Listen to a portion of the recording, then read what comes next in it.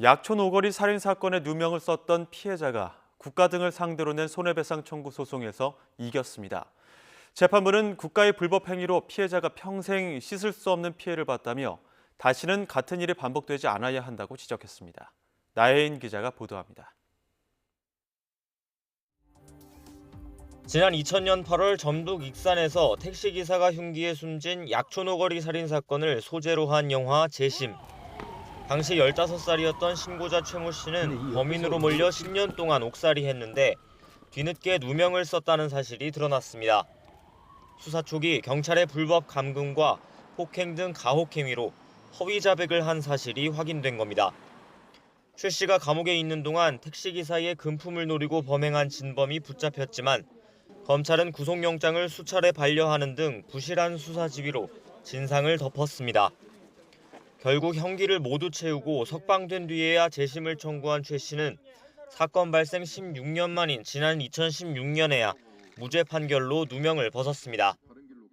인권 보장의 책무를 다하지 못한 점에 대해 가슴 아프게 생각하며 이 자리를 빌려 국민 여러분께 깊이 사과드립니다.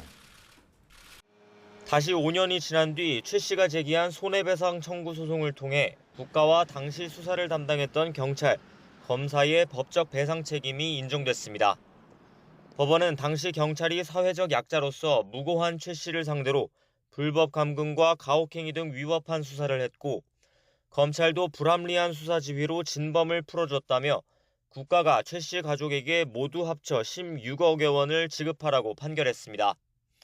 또 배상금 가운데 20%는 당시 담당 경찰과 검사가 함께 부담하도록 했습니다. 재판부는 최 씨가 평생 돈으로 환산할 수 없는 씻을 수 없는 피해를 받고 국가기관이 다시는 이런 불법 행위를 저질러서는 안 된다는 경각심을 갖게 할 필요가 있다고 강조했습니다. 하지만 최 씨가 무엇보다 바라는 건 가해자들의 진정성 있는 사과입니다. 사과를 한다면 이들을 상대로 한 소송은 취하를 하겠다. 국가만을 상대로 소송을 하겠다라는 제안을 사실 했었습니다. 여전히 진범이 최군이다라는 아나무인 격의 그런 태도를 취했기 때문에 재심 뒤에야 붙잡힌 진범 김모 씨는 지난 2018년 대법원에서 강도살인 혐의로 징역 15년형을 확정받고 복역 중입니다.